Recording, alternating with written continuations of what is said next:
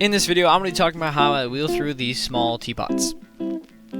So I made a video really recently actually about making small teapots or a miniature teapot, and I decided to go back to it so quickly because I went back out to my studio in the shed and I looked at the teapot that I'd made, and I'm not so proud of it anymore. At first I really liked it, and I do still like it, but it's just not the best. It's also not a very small teapot.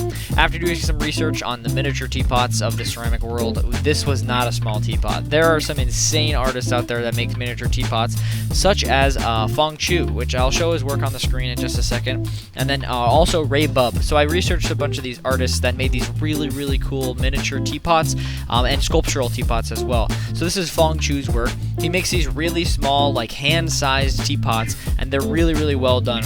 Amazing craftsmanship. And then Ray Bub makes these really cool abstract teapots, and I wouldn't say those are totally functional. I was just aiming for mine to be totally functional, but you know, of course, they're super tiny. I wouldn't use them, but they would use for probably like a 1 cup of tea if you really wanted to. Well, the artist I was really inspired by was Feng Chu, because I have done a project on him in the past, and I have seen his work, but I did like a deeper dive on his work, and he does in some insane teapots. So one thing that I was really inspired by was how he uses the relationship between the spout and lid to the body of the teapot to make the teapot look and feel large in a way, even though they're tiny. So what I mean by that is the spout on most of his teapots are actually really small and kind of sculptural, and so that makes the body of the teapot look even larger.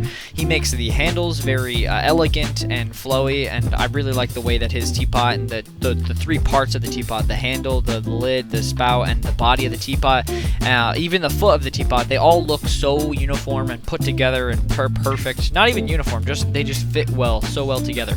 And so I definitely drew inspiration off of his work on my teapots. Of course, mine look nothing like his, and they won't look as good, but I do like the way they came out. One thing I really focused on when I went back into the small teapots project is I wanted to use a lot less clay. This time I tried throwing off the hump.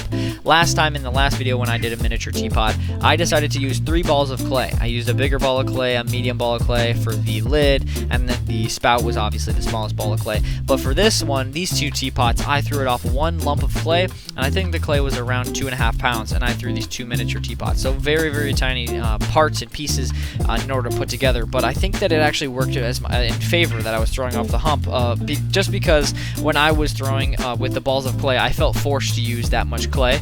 But if I was trying to aim for a small teapot, there was no reason to use that much clay. And so I'm glad that I went back into this project and I made something I'm a lot more proud of now.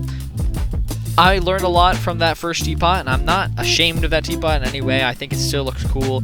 I still want to fire that piece. I'm not going to recycle it. I think it looks cool. But these teapots I'm definitely more proud of. One thing that I really liked is the relationship between the spout and the body of the teapots are a lot more planned and thought out than the last one. I also think they look like they are planned and thought out, and I also think the relationship between the parts look more intentional, and I think they look nicer. For example, I think the sharper angled teapot, I thought it would look cool, contrast with a very tall and huge, elegant, flowy, curved overhead handle to the teapot, which I think would contrast from the sharp angle. And I have made this style teapot before in brown clay, but in a very large size, and so I kind of shrunk it down, and this is the smaller version that I've previously planned and made in the past. And I think that this giant handle on such a small body teapot is kind of cute, and I think it would look cool.